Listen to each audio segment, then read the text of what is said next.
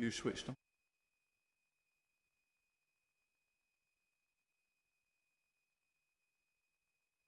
I call the Chancellor Rishi Sunak to make the statement. Does the Exchequer?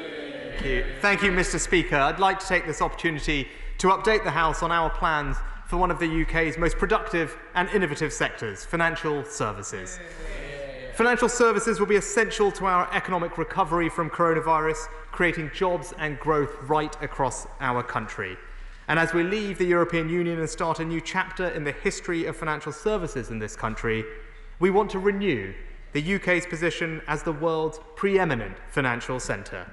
My honourable friend, the Economic Secretary, will lay the foundations later through the Financial Services Bill.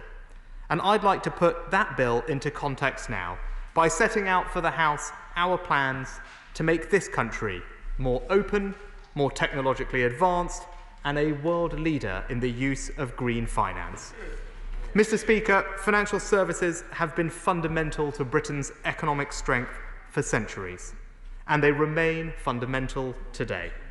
The vigour and creativity of this industry adds over £130 billion of value to the UK economy, employs over 1 million people, and has been a critical source of revenues to support the NHS through coronavirus, contributing nearly £76 billion in tax receipts last year. And let us put paid once and for all to the myth that financial services and the City of London are synonyms. 2/3 of the people employed in financial and professional services work outside London, in places like Edinburgh, Leeds, Durham, Cardiff and Belfast. And around half of all financial services exports come from outside London too, with the North and Midlands alone exporting as much as the entire financial services industry of France. Mr. Speaker, this is the start of a new chapter for financial services.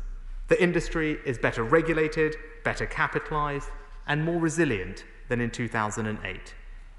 Coronavirus has reminded us financial services are essential services, and the whole House will share my gratitude to the people keeping their local bank branches open, supporting vulnerable customers, and working at extraordinary pace to deliver over £60 billion of new loan schemes, reminding us that this industry is at its best when it puts the interest of consumers first.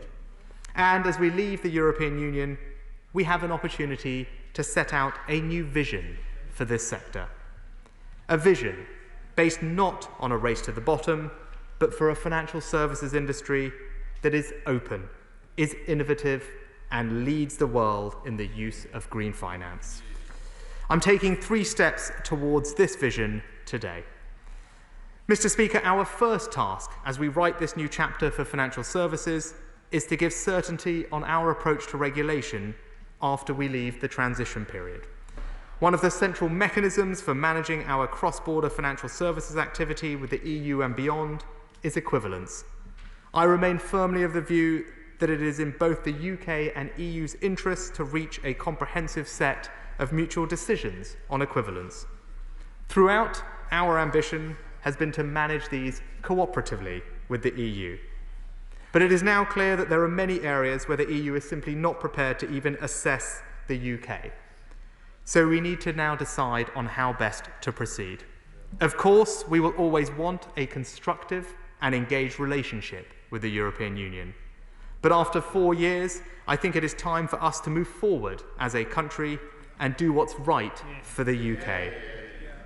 To provide certainty and stability to industry and deliver our goal of open, well-regulated markets, I'm publishing today a set of equivalence decisions for the EU and EEA member states.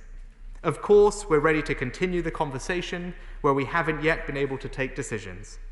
But in the absence of clarity from the EU, we're acting unilaterally to provide certainty to firms both here and in Europe. I'm also publishing today a detailed framework for our approach to equivalence more generally. Our approach here will be simple. We will use equivalence when it is in the UK's economic interests to do so, taking a technical, outcomes-based approach that prioritises stability, openness, and transparency. And of course, we now have the freedom to build new, deeper financial services relationships with countries outside the European Union. We're making good on that promise already, progressing our partnership with Switzerland, the second biggest financial hub in Europe after the UK. With India, holding a significant economic and financial dialogue just 2 weeks ago. And with Japan, agreeing a new partnership that goes further than the EU's own financial services arrangements. But, Mr. Speaker, equivalence is not our only tool to ensure openness as a jurisdiction. Control of our own regulatory regime means we need to be clear with our trading partners about how our overseas firms access the UK's markets in a way that is predictable, safe, and transparent. So I'm announcing today that we'll launch a call for evidence on our overseas regime before setting out our future approach next year. To boost the number of new companies who want to list here in the UK, I'm setting up a task force to make recommendations early next year on our future listings regime. To build on the 113,000 jobs already supported by investment management, we'll shortly publish a consultation on reforming the UK's regime for investment funds. To encourage UK pension funds to direct more of their £500 billion of capital towards our economic recovery, I'm committing today to the UK's first long-term asset fund being up and running within a year. And to make sure UK financial services exports to the EU remain competitive, we will treat those exports the same as we do for other countries. This means UK firms will be able to reclaim input VAT on financial services exports to the EU, support for British industry and jobs worth £800 million. Mr. Speaker, we're known in this country not just for our openness, but for our ingenuity and inventiveness too. So the second part of our new financial chapter for financial services will use technology to deliver better outcomes for consumers and businesses. So we are building on our existing strengths as a leading global destination to start, grow and invest in fintech. And I look forward to welcoming Ron Khalifa's report in this important area. We're staying at the cutting edge of payments technologies, where we've just concluded the first stage of our payment landscapes review and will shortly publish new plans to support the sector. And by making sure our regulatory environment is ready to manage the far-reaching implications of technology on money itself. We'll publish a consultation shortly to make new forms of privately issued currencies, known as stablecoins, meet the same high standards we expect of other payment methods. And the Bank of England and the Treasury are considering further if central banks can issue their own digital currencies as a complement to cash.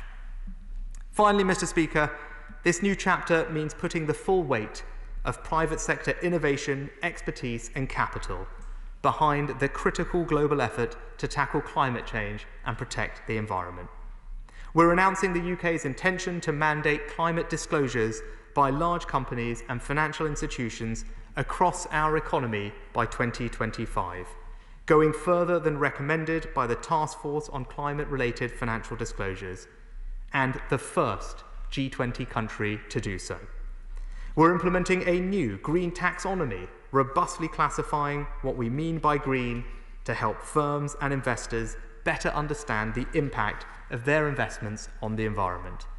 And to meet growing investor demand, the UK will, subject to market conditions, issue our first ever sovereign green bond next year. This will be the first in a series of new issuances as we look to build out a green curve over the coming years, helping to fund projects to tackle climate change, finance much needed infrastructure investment, and create green jobs across this country. Mr. Speaker, we've set out today our vision for this new chapter in the UK's financial services industry, a vision of a global, open industry where British finance and expertise is prized and sought after in Europe and beyond, a technologically advanced industry using all its ingenuity to deliver better outcomes for consumers and businesses, a greener industry using innovation and finance to tackle climate change and protect our environment, and above all, an industry that serves the people of this country, acting in the interests of communities and citizens, creating jobs, supporting businesses, and powering growth as we direct all our strength towards economic recovery. And I commend this statement to the House. We now come to the Shadow Chancellor of the Exchequer and Leigh Stokes. Thank you, Mr Speaker. We've become used to disjointed, last-minute policy-making recently in this House. Today's events, with a statement entitled The Future of Financial Services on the very day the Financial Services Bill was being debated, surely takes this to new heights. Now, the UK produces 1% of global emissions, but companies and financial institutions based here produce 15% of those emissions. Action from government to match the green ambitions of many in financial services can't come too soon. Recent developments have unfortunately gone in the wrong direction. Over the last decade, the UK has pumped £6 billion into overseas fossil fuel projects via UK export finance. So will the Chancellor do as Labour has demanded and immediately ban the financing of fossil fuel projects through UK export finance? Labour supports the move to greater disclosure of climate-related information, and 2 months ago we called on this government to show leadership and introduce mandatory reporting ahead of COP26. The Chancellor's announcement and that of the FCA this morning are positive, but they're only relating to a comply or explain basis, with full implementation not set for many years, not until 2025. The climate crisis demands bolder action. Will the Chancellor move to mandatory reporting in the 2021 to 22 reporting year? Now again, the introduction of green gilts is welcome, Mr Speaker, but these are mechanisms, not ends in themselves. They obviously depend on where the money raised is then invested. So far this year, the UK government has announced around £5 billion in green investment. That compares with £36 billion in Germany and £27 billion in France. Where is this government's ambition for a green recovery from the coronavirus crisis? And where is the replacement for the Green Investment Bank that the Conservatives sold off? Now, of course, the financial sector is, as the Chancellor rightly said, critically important in ensuring that start-ups and scale-ups can access the capital they need to grow and succeed. So important right now. But that must go hand in hand with oversight and protection. The drive to encourage more tech companies to list on our stock exchange can't come at the expense of corporate responsibility. So what will he do to ensure the long-term health of British companies and the protection of British investors? And where's the action here to protect people's access to local bank branches and to cash on their high streets? There's more in this statement about stable coins, hardly the talk of living rooms up and down the land, than there is about people's access to cash. Now, Mr Speaker, while we debate these often welcome measures, we mustn't forget the elephant in the room. This government's mishandling, I'm calling it that because that's what it is, of ensuring market access for our firms to our largest trading partner. Mr Speaker, 1 in every 14 UK workers are employed in financial and related professional services. Yet the City of London Corporation recently said approaches to negotiations make them feel like the neglected child of an acrimonious divorce. With weeks to go until we leave the transition period, we still don't know whether the EU will determine that our rules are equivalent to theirs. The Chancellor's predecessor said achieving equivalence on day one should not be complicated. The deadline for achieving equivalence was June of this year. By that date, out of 28 forms the UK needed to complete, it had filled in just 4. This government can't even complete the paperwork on time to secure market access for our largest export industry. The Chancellor said that today he was setting out our approach to equivalence. That should have been done months ago. It's such a critical aspect of the UK's economy. And we've seen damage already being done. Ernst & Young's research suggests over 7,000 jobs have already gone, £1.2 trillion in assets set to be relocated from the UK, and potentially worse to come as firms making plans decide not to locate those plans and those jobs within our borders. It's too late now to strike a deal that would preserve market access securely. Too late now. A phrase, sadly, we're coming to associate with this Chancellor. But let me ask him, when did one of our most important sectors fall so far down his list of priorities? Thank you. To the Exchequer. Thank you, Mr. Speaker. I was hoping this would be a rather more technical discussion, but I think it was telling from the Honourable Lady opposite that we had all those questions, but not really, until the last sentence, any word of praise or recognition for this industry. Right? Absolutely trying to score political points, no recognition, and sneering and sniding at the importance of this industry up and down the country, all the people that are employed in it, right? No recognition whatsoever. And in fact, when I made the statement about those hard-working people in this industry who were making sure that customers had access to their branches, access to loans during the coronavirus, all I heard was muttering. That isn't the right praise for the people in this industry, because they have been working very hard, and it is appropriate that they get the recognition that they deserve from that, and they will get that from this government. To return to her substantive question, she asked about the TCFD disclosures, Mr. Speaker. She asked about Comply and Explain. Indeed, Comply and Explain is the approach that others have taken. We will be the first major economy, the first in the G20 to mandate disclosures by 2025. There is a roadmap that has been published today. It is the most ambitious timetable that any major economy has done to date. In fact, it goes far beyond what was recommended by the task force themselves, and I think it is something that we, at least on this side of the House, will be very proud of. She asked about access to cash, Mr. Speaker.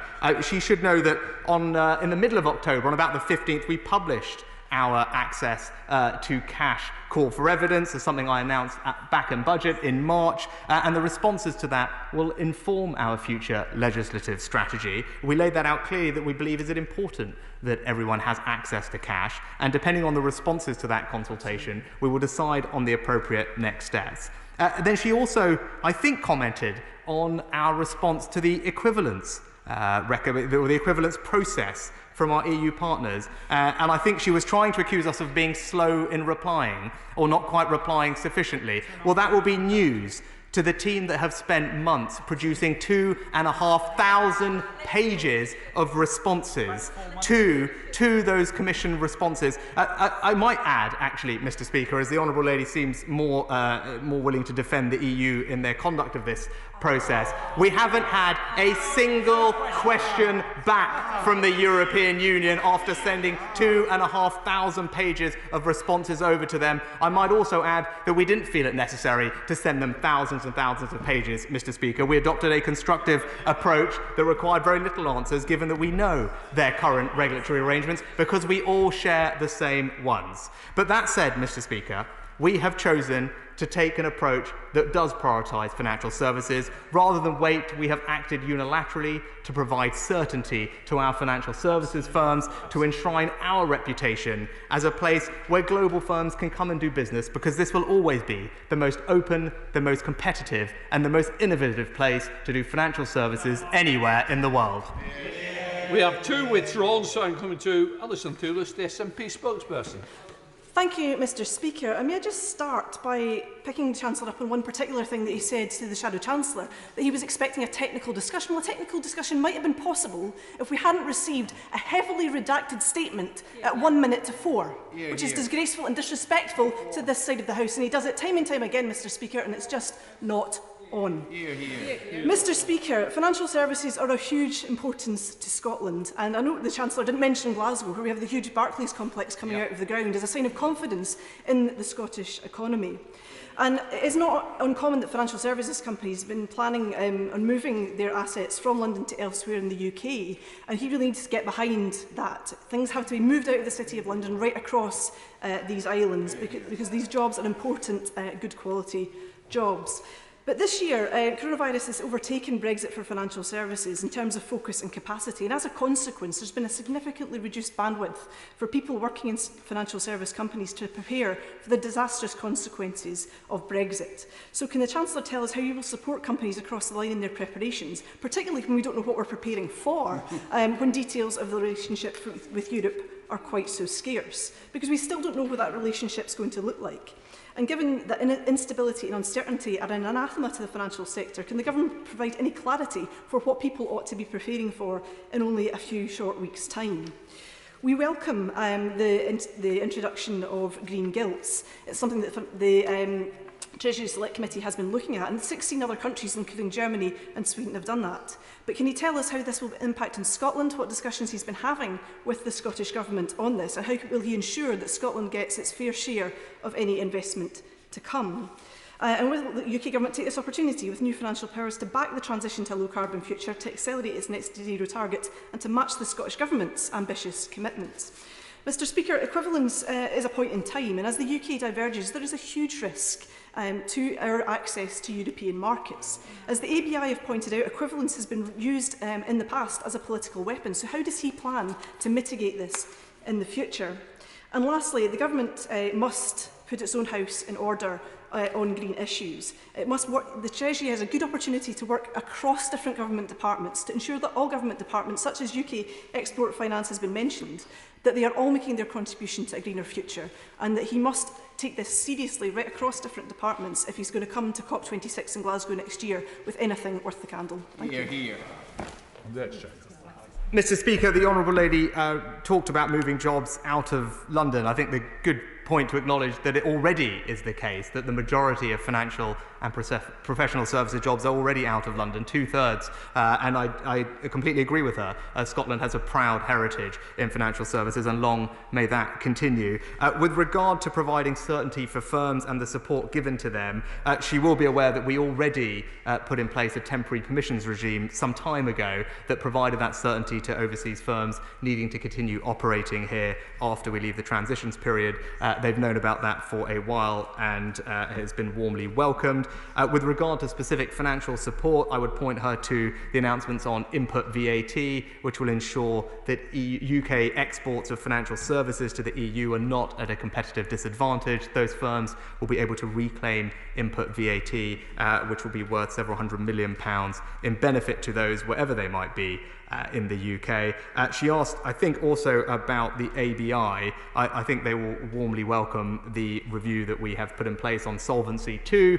The feature of our particular insurance industry is its the prevalence of long-term annuities. The capital treatment of those is not well managed by European rules, and there's an opportunity for us to improve things in that area, which is why the ABI, I think, have warmly welcomed our review into the Solvency II insurance regulations. And lastly, she talked about equivalence as a political weapon, I think. Our approach, whether others might wish to use equivalence as a political weapon, as I set out today, that will not be our approach. We will approach equivalence in a technical way, in an outcomes-based way, and seek always to provide transparency and stability, because, Mr. Speaker, we believe that in doing that, we will cement our reputation as the best place to do financial services in the world. 4 withdrawn, so we go to Kevin Brennan. Thank you, Mr. Speaker. I listened very carefully to the Chancellor, and he announced a green curve, a landscape review, a call for evidence, a task force, and God help us, a roadmap. Where's the bold action that's really needed on green jobs and on green finance? What people want is not a technical discussion, but the sort of initiative that will allow things like the Swansea Bay tidal lagoon to actually be developed. Is he just paralysed by Treasury orthodoxy, which killed that key green project? Chancellor of the Exchequer. Madam Deputy Speaker, the honourable gentleman asked about bold action, and when it comes to green measures, what we've announced today is that we will be the first major economy in the world to mandate the recommendations of the Task Force on Climate-related Financial Disclosures, doing so across the economy by 2025. I think that demonstrates both boldness and leadership on this vital issue. Robert Largan. Thank you, Madam Deputy Speaker. Financial services are worth over £130 billion to the UK economy and support over 1 million jobs, crucially 2/3 of which are outside of London. So I wholeheartedly welcome this statement. I also welcome the announcement of the sovereign green bonds. Can the Chancellor confirm that those bonds will help fund crucial projects to tackle climate change, for example, like the restoration of the moorlands in the Peak District, or vital infrastructure investment that can help improve public transport across the north of England? Mr. Speaker, Madam Deputy Speaker, my honourable friend is absolutely right. The transition to net zero will require enormous sums of capital to help finance, and this bond will ensure, along with all the other market developments that it will catalyse, that we can attract that capital into the UK to build the infrastructure we need. We now go to Andrew Gwynn. Thank you, Madam Deputy Speaker. My honourable friend, the Shadow Chancellor, was right to raise the fact that this government needlessly sold off the Green Investment Bank in 2017, because when the transition period ends and we cease to be part of the European Investment Bank, we'll become the only country in Europe without a public investment bank. So can I ask the Chancellor, how does he propose to fill this gap in our green finance ambitions?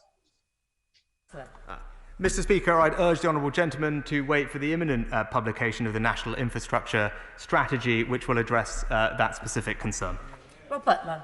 Thank you, Madam Deputy Speaker. Can I warmly welcome the announcement of a sovereign green bond, and may I congratulate my honourable friend for Grantham and Stamford for his tireless campaigning on this issue. Can my right honourable friend say whether he agrees with me that these green gilts will help tackle climate change and create green jobs in firms of all sizes, including the many micro-businesses in my constituency of Aylesbury?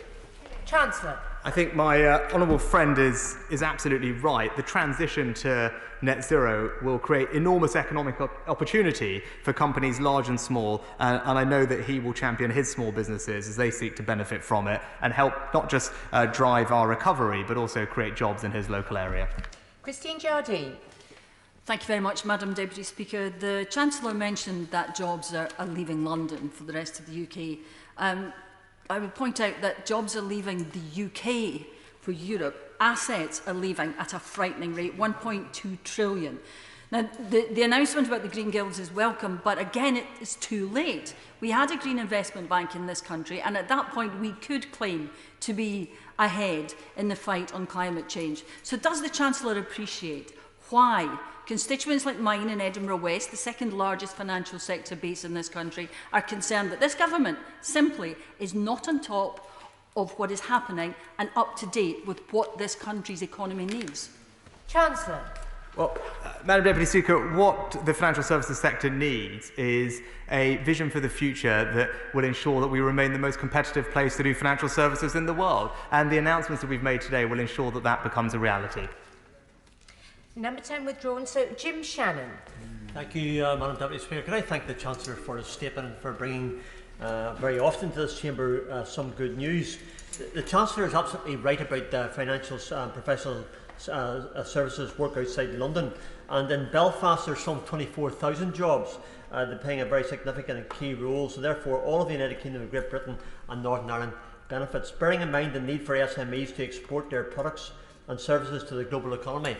And for that to happen and take place, the financial services and banks must be regulated by the FCA in a more efficient way. Could I ask the Chancellor to outline how this can be done and how it can be better achieved? Thank you.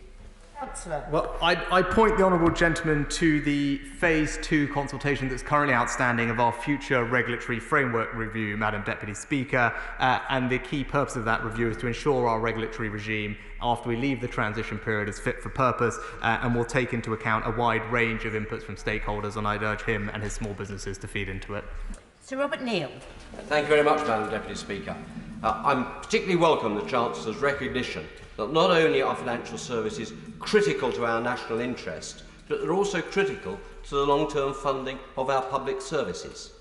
Against that background, and with a shared objective of maintaining the position of the sector its preeminence, will he confirm that whilst we have set out our own equivalence decisions, we will continue to seek, wherever possible, the closest agreement and alignment with the EU, which remains an important market, and the door is not closed upon that? And secondly, that as we develop the very welcome proposals for a new regime for listings, and a new regime to deal with the investment funds and also with the overseas persons regime, he will not hesitate to draw on the very real expertise that exists, particularly in the City but elsewhere, for example through the International Regulatory Strategy Group and the Financial Markets Law Committee. Chancellor. My honourable friend has long been a fantastic champion and advocate for this sector, and he's right to be so. And I agree with him about the importance of making sure that our listings regime is as competitive as it can be to make sure that we attract companies to list here in London. I look forward to getting input from him and the bodies he mentioned in the forthcoming review that we have commissioned. Now go to Joanna Cherry. Thank you, Madam Deputy Speaker. Wouldn't the UK government be in a better position to deploy these bonds if it hadn't flogged off the Green Investment Bank, headquartered in my Edinburgh South West constituency? And will he consider passing these bond issuing powers to the devolved governments so they can be put to best effect in facilitating low carbon developments across the United Kingdom? Chancellor. Madam Deputy Speaker, I think sovereign gilt issues will remain a reserved competency, but I think what's clear is by creating a sovereign green bond market, one of our hopes is that will then catalyse a domestic green bond market. We've seen that elsewhere. It provides a benchmark for private companies to issue private green credit on, and hopefully that will provide more capital for more companies in every part of the UK. Now go to Nigel Mills. I thank him for his statement, asking if he would agree that our financial system should also be the cleanest in the world and free from dirty, criminal and corrupt money. And will he therefore look further at the idea of making it a failure to prevent economic crime right across our financial sector? Chancellor. Well, my honourable friend has rightly focused on this issue for as long as I've been in this House, and rightly so. He will know that we passed the Sanctions and Anti-Money Laundering Act just the year before last, but also in budget we consulted and said we would on an economic crime levy that we will introduce, which will provide additional funds to combat the scourge of crime in our financial system, and there will be further measures which my honourable friend, the Economic Secretary, will be outlining around market abuse in the bill after the statement. Alison McGovern. Thank you, Madam Deputy Speaker. We don't see very much of the Chancellor of the Exchequer here in this place, and I wonder what it could possibly be. What could it possibly be about Monday after the electoral routing over the weekend of populism in the USA that could possibly make the Chancellor of the Exchequer wants to come to the dispatch box this afternoon and speak about climate change. However, never mind the good management of his reputation, his government cannot escape the consequences of Brexit and the lack of the deal that was promised for financial services. They can't escape it, Madam Deputy Speaker. Given the shape of the UK's economy, the consequences of this will be far worse for those workers that we keep talking about in financial services outside London and in other regions. So can he confirm to me what he believes will be the relative regional impact of the current state of the Brexit negotiations, and what is his policy to stop Brexit making regional inequality even worse? Chancellor. Well, Madam Deputy Speaker, I think it wouldn't right be to give a day-by-day commentary on the current negotiations, but as we heard from the Prime Minister at the weekend, we have made significant progress. Those talks are ongoing. It's clear that a deal can be done, but that will require both sides to continue to act in a constructive way, and we remain ready to do that and are working hard at it. Nikki Aiken. Thank you, Madam Deputy Speaker, and I welcome my right honourable friend's statement. Yet another statement. He seems to be here more often than not. Whilst I recognise the million-plus jobs that the financial services industry support, 2/3 outside of London, it is the City of London, within my constituency of the cities of London and Westminster, that is the heart of financial services in this country, supporting these jobs across the UK. So I welcome this statement, and I'd ask my right honourable friend, what further measures will the government take post-transition to ensure that the UK maintains and enhances this global competitiveness within financial services sector? Chancellor. Well, my honourable friend is rightly proud of this industry given her constituency, and she's right that we should not rest on our laurels. We may be world beating today, but we want to remain that way, the most competitive place to do business, which is why many of the initiatives that we've launched today, for example, the listings reform that was talked about, or the investment funds regime reform, will provide, or Solvency II indeed, will all provide opportunities for us to tweak and flex our regulation going forward, attract capital, attract business, so that the industry can continue to grow and go from strength to strength. Now go to Stella Creasy. Thank you, Madam Deputy Speaker. The Citizens Advice Bureau tell us that 6 million of our constituents have already fallen behind on a bill during the pandemic. And one group exploiting the fintech explosion the Chancellor is talking about are the legal loan sharks of the credit sector. In the last financial crisis, the coalition government waited too late to act, and the Wongas of this world ripped off millions of our constituents. Yet now you are better protected if you take out a payday loan than a credit card debt, because at least the interest rate is capped. Chancellor, as millions of our constituents face a terrible Christmas, please learn the lessons of the last financial crisis when dealing with the financial sector.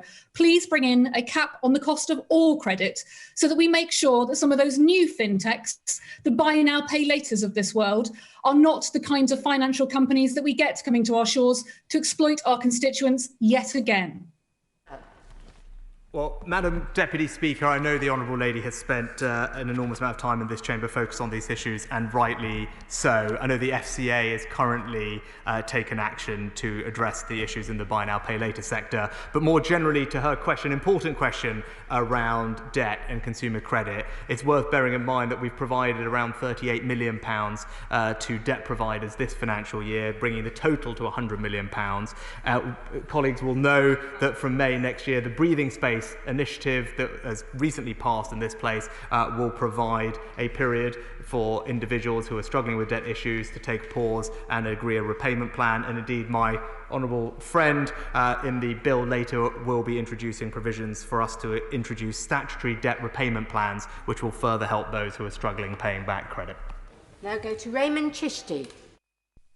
Thank you, Madam Deputy Speaker. I thank the Chancellor for the statement and all the financial support he has given to my constituents in Gillingham and Rainham during COVID-19. My question is specifically with regards to the work of the Financial Ombudsman and the 6-month statute of limitation when dealing with complaints, as raised with me by a constituent in Gillingham and faced by constituents around the country. With all other ombudsmen, such as health and the parliamentary health ombudsman, there is a 12-month statute of limitation. Can the Chancellor explain this discrepancy?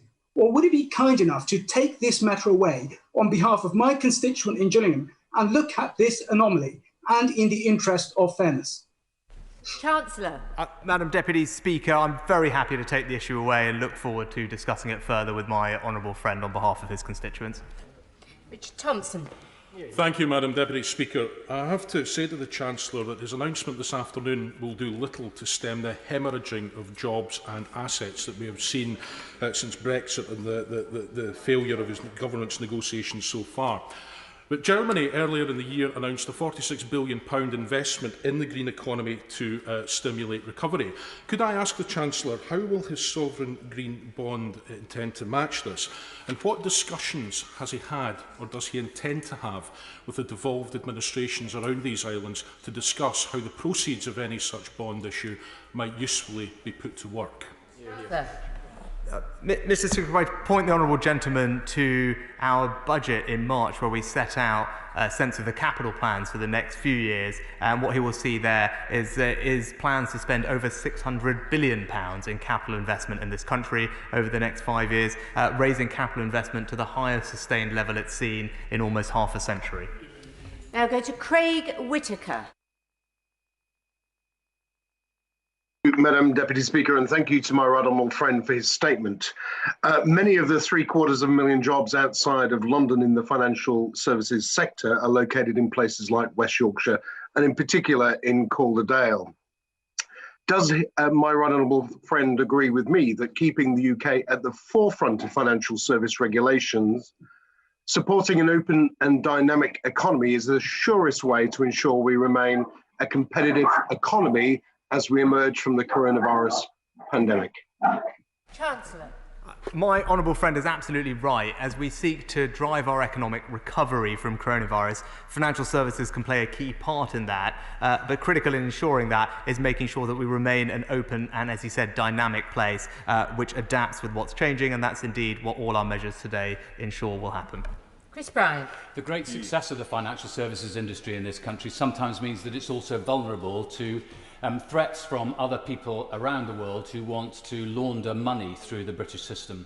Of course, it's good that we now have a beneficial ownership register, but the threshold for that is 25%, which is quite high, higher than some other countries. There are lots of companies that are granted exemptions by government ministers from having to show their real beneficial ownership. And the Companies House has next to no resources with which to investigate whether what is being told them by the individual companies is actually true. I just wonder whether it isn't time now for us to launch a further effort at tackling money laundering, and wouldn't it be good if the government were able to say as soon as possible that the overseas territories, which are part of this country's financial services institutions, were also publicly making available their beneficial ownership registers? Chancellor. Well, Madam Deputy Speaker, I think more generally, the honourable gentleman is absolutely right that this is an important issue which deserves our focus. I'm pleased that the Financial Action Task Force year before last judged the UK in their independent review to be one of the best regimes in the world for tackling money laundering. But with regard to the specific question about Companies House, he will know that there is currently an outstanding consultation on a review of the Companies House regime, and I look forward to hearing his thoughts on what we should do to take that forward. Joy Morrissey. Thank you, Madam Deputy Speaker. May I thank my right honourable friend for updating the House with a statement and for the plethora of statements he has offered to this House from time to time. And may I also remind those opposite that this is not a UK crisis, this is a world crisis, a pandemic, and that I thank my right honourable friend for everything he has done to help those in the financial sector and in the green economy.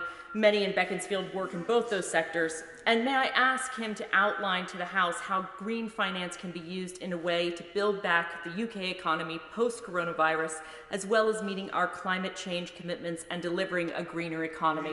Chancellor. Well, my honourable friend is absolutely right, and I thank her for her warm comments. And she's right that we need this finance to develop new technologies which would help meet our climate ambitions. To give a couple of examples, carbon capture and storage is something that we can be a world leader in. Similarly with offshore wind, those are the kinds of investments that will need extra financing to help develop those technologies or further their export capability, and that's exactly the type of investment that this new capital will help fund. Patricia Gibson. Thank you, Madam Deputy Speaker. I confess I was surprised to hear of the Chancellor saying that he was grateful to the people keeping their local bank branches open. I now have 7 towns in my constituency with no bank and only 3 towns that do have access to a local bank, surely the hardest hit in the UK. If he really wants to help people keep bank branches open, when will he do more to ensure and help facilitate banking hubs in my constituency of North Ayrshire and Arran and across Scotland? Chancellor. Madam Deputy Speaker, the Honourable Lady will have heard my answer before about our plans to take forward initiatives on access to cash and protecting it. The outstanding consultation will conclude shortly, and then we will decide on a future legislative strategy. Alex Shelbrook.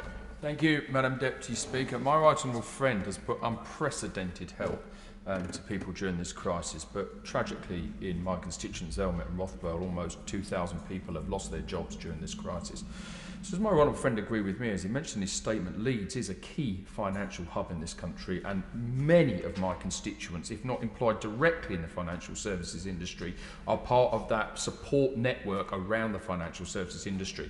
And could I ask him to agree with me that the green bonds which come out will trickle down into small manufacturers, which I have a plethora of in my constituency? So can I ask my honourable friend to push ahead with great speed, and how quickly does he think he can get this recovery? Because what I've heard today from my right honourable friend, quite frankly, is jobs, jobs, jobs. Chancellor. My honourable friend is absolutely right about the importance of Leeds to our financial services ecosystem here in the UK, and he's right about the importance for jobs in his local economy. What I can tell him is we're keen to see the industry prosper across the country in his constituency and elsewhere. One of the things that might be of interest to his constituents is the review we are launching of the UK funds regime, which will very specifically consider whether and how fund domicile activity could be focused in specific UK areas to support our levelling up agenda. I look forward to getting his contributions to that, and I know that his industry will continue to go locally from strength to strength. Charlotte Nichols. Thank you, Madam Deputy Speaker. The pandemic has accelerated the decline in the use of cash in the country, but there are still 8 million people who say that it is an economic necessity, and many others who are employed in the cash industry, including in Warrington North. According to the National Audit Office, the Bank of England does not know the whereabouts of around 2/3 of note currency, about £50 billion, which may be in the shadow economy. Doesn't this show the need for a comprehensive plan for cash? Chancellor.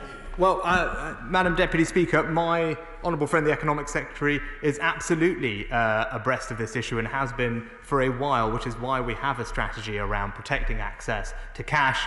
We announced an intention to consult and potentially legislate at budget. The consultation is outstanding. I very much welcome her comments because she is right. Although the economy is transitioning in a digital way, we do need to protect access to cash for those who need it.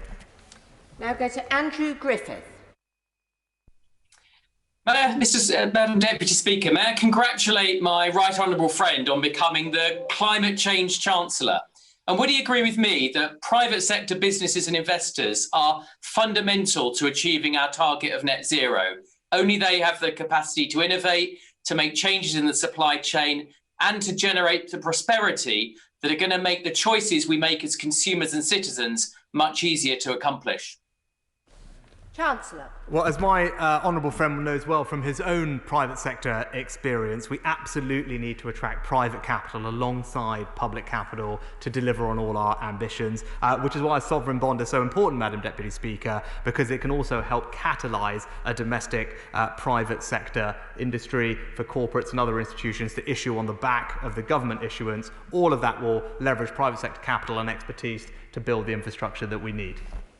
Now go to Geraint Davis. Madam Deputy Speaker, talking of private capital, Barclays has moved 200 billion euros out of the UK, 3,000 per person. JP Morgan has moved 200 billion euros out of the UK. HSBC has moved 1,000 jobs to Paris. The government has abolished the Green Investment Bank, and we're leaving the European Investment Bank. So if the Chancellor is serious about investment in green infrastructure, will he take a look at the Development Bank of Wales as a mechanism for focusing in on green infrastructure in a knowledgeable way, like the Swansea Bay Tidal Lagoon, so that taxpayers' money can be deployed effectively to both grow and green our economy? Chancellor. Well, Madam Deputy Speaker, we did last year actually have the infrastructure financing review, which contemplated these specific questions. We will issue a response alongside the National Infrastructure Strategy, which I think will adequately address the honourable gentleman's questions. James Davis. Thank you, Madam Deputy Speaker. I very much welcome my right honourable friend's statement today, particularly in terms of the issuing of green gilts. Will he confirm that the benefits of the sovereign green bond will be available alongside revenue support mechanisms to support hydrogen production and carbon capture and storage, as exemplified by the HyNet project for North West England and North East Wales? Chancellor. Well, Madam Deputy Speaker, without commenting on specific projects, I think my honourable friend is right to highlight some of the areas of interest to the government. Carbon capture and storage, he will know we have already outlined over £800 million of investment over the next few years to help develop with the private sector 2 carbon and capture and storage clusters. This is something that the UK can be world leading on. It's important that we move quickly. Now go to Dame Diana Johnson. Madam Deputy Speaker, as the Shadow Chancellor pointed out in her excellent remarks, over the past decade, the United Kingdom, under successive Tory governments, has pumped £6 billion into climate-damaging fossil fuel projects overseas via UK export finance. So will the Chancellor now commit to ban this activity immediately and make it a priority to invest in British green energy industries in places like the Humber estuary and create the future jobs we need for a real green northern powerhouse? Well, Madam Deputy Speaker, the Honourable Lady will know in her area the importance of offshore wind, and I know she will have welcomed the Prime Minister's announcements for that sector, including an increase in the amount of domestically manufactured content as we look to build on our advantage as a user of offshore wind to make sure that we also build an advantage in manufacturing the turbines. It's exactly what she's asking for, and this government is in the process of delivering it. Bim Afalami. Thank you, Madam Deputy Speaker. I welcome the Chancellor's statement, and it foreshadows a huge increase in the powers for the FCA, a huge increase in the amount of legislation and regulations that will come through this House. I was wondering what thought the Chancellor may have given to establishing perhaps a specialist financial services select committee of this House, perhaps with some sort of oversight capacity, so that we can manage this huge influx of legislation and regulations once we get out of the transition period on the 1st of January.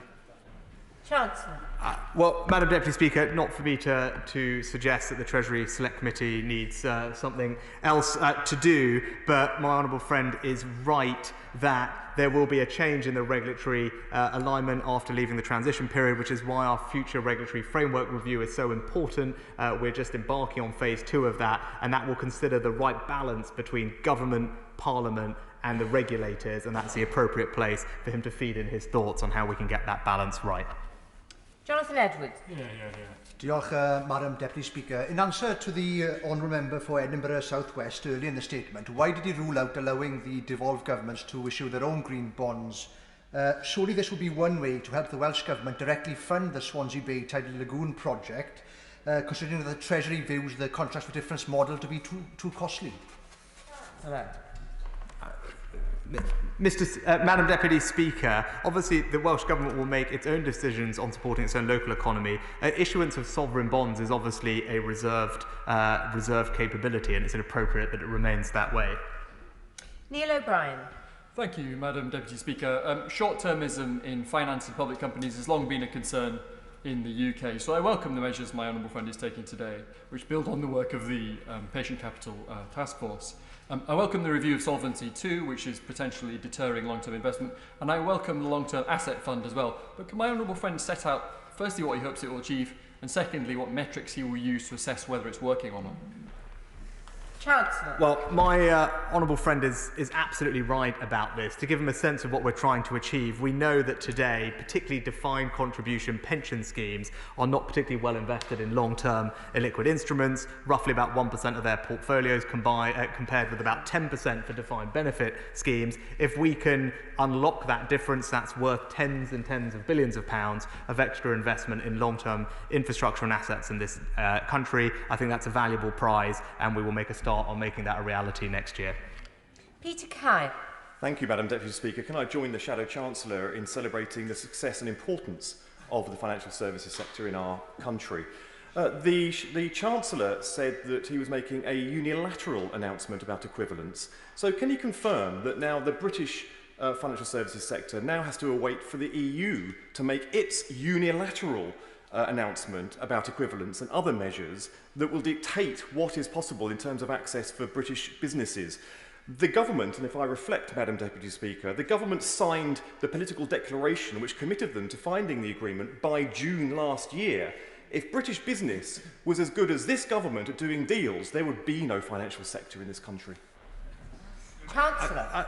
Madam Deputy Speaker, I'll help clear up for the honourable gentleman. There are a set of decisions that we can make unilaterally. There are others that we can't because the nature of the decision requires mutual collaboration between us and the other partner. So we have obviously refrained from making those decisions, and we've also refrained from making decisions where it would be in our economic, not in our economic self-interest to do so. But we remain and we stand ready to talk constructively and cooperatively with our European partners and reach agreement on the remaining outstanding decisions. We now go to Mrs. Heather Wheeler. Thank you very much, Madam Deputy Speaker. I thank my right honourable friend for his statement. I strongly welcome the new sovereign green bond, an idea of a new bond that I've been promoting for many months, especially in the Far East. But can my right honourable friend explain how he will ensure that projects are actually invested in suitable projects? Madam Deputy Speaker, I pay tribute to my honourable friend's campaigning on this important issue, and she asked the right question to make sure that the money is going to where we want it. I can give her the reassurance that we will be using the use of proceeds structure along with the principles from the International Capital Markets Association. This is the most widely used and recognised structure in the ESG investing space, and it is the structure that is used by pretty much all other sovereign issuers and will ensure the money raised goes to where it is required and deserves to go. Mike Amesbury. Thank you, Madam Deputy Speaker. Credit unions have been a lifeline for many in local communities during this pandemic. What steps is the Chancellor taking to support credit unions and the mutual sector in terms of growth? Thank you. Well, the honourable gentleman is absolutely right about the importance of credit unions, the importance of providing credit to those who need it. My honourable friend, the Economic Secretary, recently hosted a roundtable to make sure that the industry is getting the support that it requires. 36 withdrawn, so Ben Lake. Diolch, Madam Deputy Speaker. The announcement of a sovereign green bond is to be welcomed as an important step forward in the financing of infrastructure and industries that will be essential to achieving net zero. But can I ask the Chancellor, what sort of access will the Welsh Government have to this important source of green finance to ensure that projects and priorities which fall under its remit are adequately supported, given that he seems to have ruled out empowering the Welsh Government to issue its own green bonds? Chancellor. Well, Madam Deputy Speaker, the UK Government issues UK debt, and where there are spending where there is spending that has a Barnett implication, that money is provided to the Welsh Government. The sovereign bond is just a way of financing the expenditure of the United Kingdom. Those Barnett consequentials will always be provided if and when the appropriate expenditure is made for the Welsh Government to use as it sees fit. Gareth David. Thank you, Madam Deputy Speaker. Can I warmly welcome the statement today, particularly around the issuance of a green gilt. It's a great idea. Can I ask the Chancellor, does he agree with me that the issuance of a green gilt marks a great opportunity to showcase Britain's place in the world in terms of our financial services power to move towards net zero by 2050? Chancellor. Madam Deputy Speaker, can I pay enormous tribute to my honourable friend? He has campaigned tirelessly, written tirelessly, and advocated tirelessly for many years for the UK to issue a sovereign green bond, and I know he will be heartened by the announcement today. He is absolutely right, and he knows better than most what a signal this will send across the world of our desire to be a global leader when it comes to green finance and deliver on all the ambitions that we have, which I know he will play a key part in making sure that we do. Patrick Graydon. Thank you, Madam Deputy Speaker. He seems to be either deaf or in denial about some of what opposition members are saying to him today. Ernst & Young have calculated that over £1 trillion of assets are being moved out of the UK to the EU as a result of Brexit. Does he accept that? Is he proud of that? Does he think that's a price worth paying for Brexit? And does he seriously think what he's announcing today is going to mitigate that somehow? Chancellor. Madam Deputy Speaker, the announcements we're making today will ensure that the UK remains the most open, competitive, technology-leaning and dynamic place to do financial services anywhere in the world. It is a constantly changing industry, and it's right that we're on the cutting edge of what's happening. Now that we are outside of the EU and leaving the transition period, we actually have the ability to make further changes to our regulatory regime to enhance our competitiveness and attract jobs, capital and business to the UK.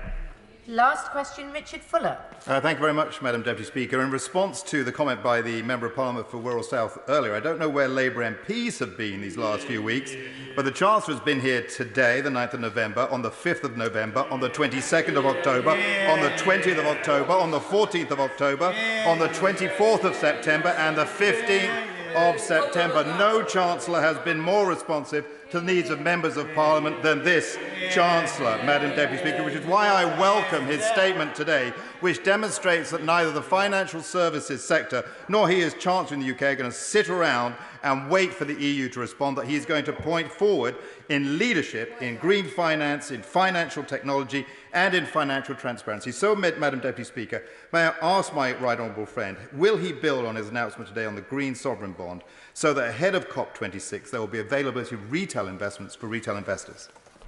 Chancellor of the Exchequer. Madam Deputy Speaker, I thank my honourable friend for his question, and he will know from his own extensive experience in financial services how important the announcements today are. I think he makes a very interesting suggestion, and I'd love to meet with him to take it further and see what we can do. Thank you. We'll have a 3-minute suspension to allow the safe exit and entry of honourable and right honourable members.